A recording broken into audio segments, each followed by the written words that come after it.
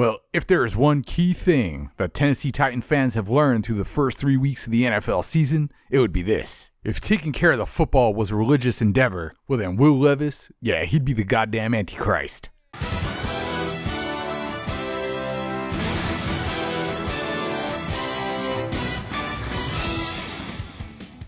Thank you so much, everybody who's jumped aboard. Got a lot of new subscribers last week. We gotta grow the Bounce Clan. So what I want is for every single one of you to donate about $100 to my Patreon that I'm gonna upload right now. Failing that, maybe just let a couple people know about this channel because I need validation after a lifetime of letting down everyone and everything that I know and love, which is mainly just myself. What's that? You guys hear that? Sounds like a whisper in the wind, and that whisper sounds a lot like Jerry Jones. That's right, we check in on how about them Cowboys. Coming out Week 3 up against an actual NFL team that's well coached, but's a little bit behind the 8 ball in terms of the win-loss record. Certainly Dallas, coming off that manhandling beating they took by New Orleans, they're going to come out fired up, disciplined, focused, and they go down early. What a shock. I mean, you got Dak Prescott himself coming out and saying flat out his teammates are lazy, stupid, they don't study film, and well, shit shows up on tape. Maybe if Jerry Jones was a little less worried about fucking whores in the bathroom and a little more worried about making sure that as general manager, he instills a culture of discipline, maybe they'd actually win a little more consistently and show up in the biggest games of the season. But then I'd be out of a job because this shit is the funniest fucking thing on earth. Go Cowboys go. All the way to the fucking Porta-John and lay another massive turd right in the middle of the field before showing your asses up when it's way too late to do anything. I mean, are there any Cowboys fans actually coping, thinking that this is a sign of things to come? I mean, my God, I haven't seen people get teased this bad since that one time I walked into a strip club with a fistful of hundreds and a hell of a lot more money than common sense. At the end of this game, the Dallas Cowboys told their fan base, don't worry guys, we're gonna be good. Just like that girl Katrina told me that she actually did like me, totally for real. And the Cowboys are definitely gonna start winning big games, just like Katrina is totally gonna call me anytime. As soon as this YouTube channel takes off and I hit it big. They dominated on the ground and they get their first. Now, when it comes to the Seattle Seahawks and the Minnesota Vikings, I can't really come up with much this year, except for one question. What do the Seattle Seahawks and the Minnesota Vikings have in common right now? They are both led at quarterback by two men who were thrown in the trash by the woefully incompetent New York Jets organization. That's right, I said we'd be coming back to them, and now's the time. See, the Jets are run by very stupid people, and since the year 2000, they have hired nothing but rookie head coaches. And what's more, as the rules change more and more to favor offense, and the adage that defense wins championships ages about as well as my marriage certificate, they also make sure to hire rookie head coaches who specialize in defense and have no goddamn earthly idea what the fuck offense even is. What that has led to is the longest streak of failure in all of North American pro sports today. That includes hockey, baseball, football, and basketball. That's right, we're looking at teams like the Oakland Athletics. Looks like we have a bit of an issue out here. The Oakland Raiders, who have since lost their team. The San Diego Chargers, who have since lost their team. The St. Louis Rams, who have since lost their team. That's right, folks. All this has happened, and the Jets still have not made the fucking playoffs. Well, I guess they were just unlucky, and they drafted quarterbacks who just didn't have it in them to develop correctly, except as soon as those quarterbacks underwent multiple years of psychological trauma counseling and hung around actual competent NFL coaching staffs that understand modern NFL offenses. Well, surprise, surprise. Both guys who had demonstrated talent earlier in their career have completely unfucked themselves and become viable starters in this league. And as the Jets are running another program with another defensive rookie head coach who has his head firmly planted up his ass so far that his head is actually popping back out of his mouth, and I don't know how the fuck that works. They're looking at yet another struggle bus season. Were it not for the grace of their new patron saint, Will Levis, throwing the ball backwards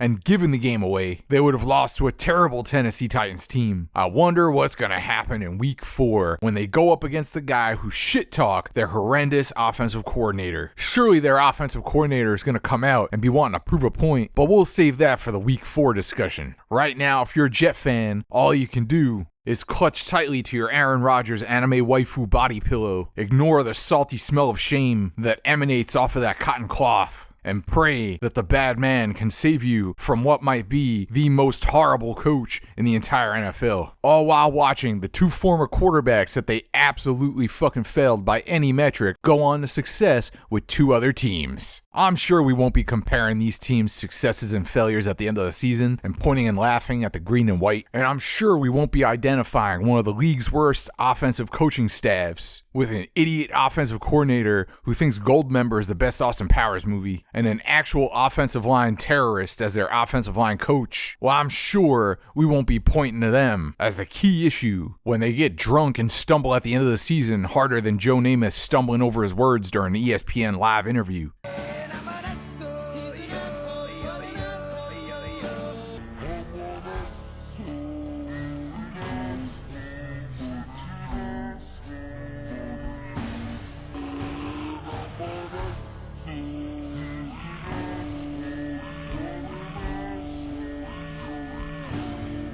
Special shout out goes to New Orleans, making their team think that somehow they're actually surprise Super Bowl contenders, only to remember that you signed up for the Derek Carr experience. That means he's going to go up against a terrible pass defense in Philadelphia and all of a sudden forget how to throw the fucking football on his way to eating a pathetic 15-12 loss. Buckle up, New Orleans, because this shit's going to be happening to you all season long. Speaking of storylines that are going to carry through the entire season, it's Caleb Williams' watch. Someone needs to shove Caleb Williams out of the ship hatch and into the vacuum of fucking space, because we got a goddamn imposter among us. I don't know if I've ever seen a quarterback throw for 350 yards while simultaneously throwing the game away. You ever see that scene in Naked Gun where Reggie Jackson turns into a robot and he's like, I must kill the queen? Well, I swear to God, every time Caleb Williams is within striking distance of the end zone, he's like, I must turn over the ball. Indianapolis and Chicago, they took turns trying to give this game away. And these turnovers, for the record, they hurt me the most. Because, of course, I put money on the over, and I'd also put money on Chicago. I figured either I'd win big, or I'd have some good content for this week. And what's better than watching a fraud get about 55 yards added to his stats off a Hail Mary that was somehow, let's call it what it is. It's Schrodinger's Hail Mary. If you throw a ball 55 yards through the air, and it's caught at the 1 yard line, and you don't get any points out of it, then did you really do anything worth talking about, or did you just get lucky and unlucky at the same goddamn time? And our final NFLOL moment of the week. And we got a couple strong contenders here, like Arizona tricking his fan base into thinking they actually have an offense under Kyler Murray, or the San Francisco 49ers going out to LA and failing to find a W while wondering where the fuck Brandon Ayuk has gone. But frankly, I don't think any of the Arizona fan base buys their team, especially not under Kyler Murray. And I gotta think the 49ers are gonna turn this thing around. The Rams are no pushovers. Shit happens. No,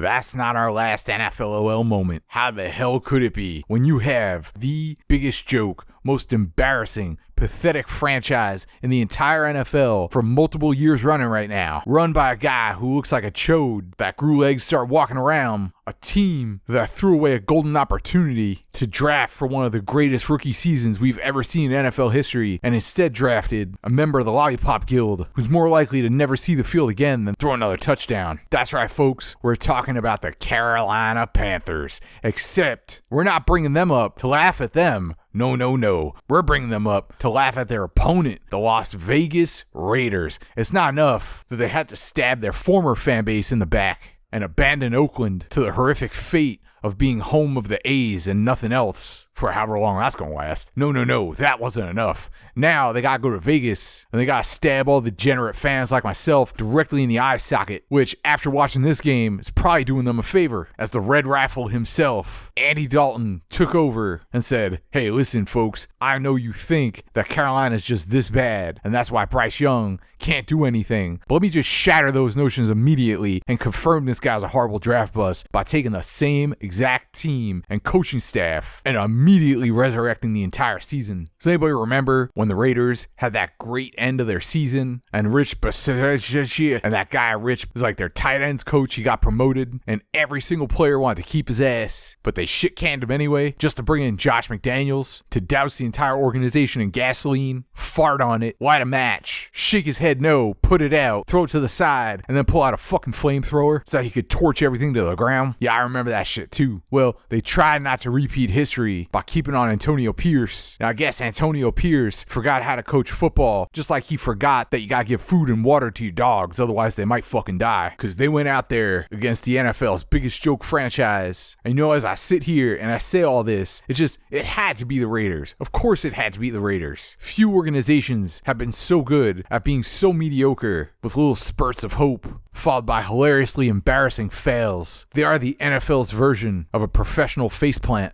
Expect them to continue to win a couple meaningless games here or there, lose games that they have no business losing, embarrass their fan base, and fail on their way to another missed playoff appearance. And the fact that their failure means Carolina's success, but simultaneously means pretty much confirming that Carolina failed about as hard as possible by drafting Bryce Young. There's just so many layers of irony here. I truly appreciate the Raiders for their sacrifice. For the Carolina Panthers, somehow failing in success by proving what a major fuck up they made, and combining that with the Raiders embarrassing themselves on a national scale yet again, I give this moment a solid 8 out of 10. And I cannot wait to see what tragedy befalls this abusive, dog-starving piece of shit in the future. Do I have anything to say about week 4? No, because I'm terrified that if I give some kind of preview for week 4, I'm going to hype all you guys up, and then just like my performance in bed on my wedding night, I'm going to let everybody around me down. So I will say good night. Thank you everybody for coming. Goodbye.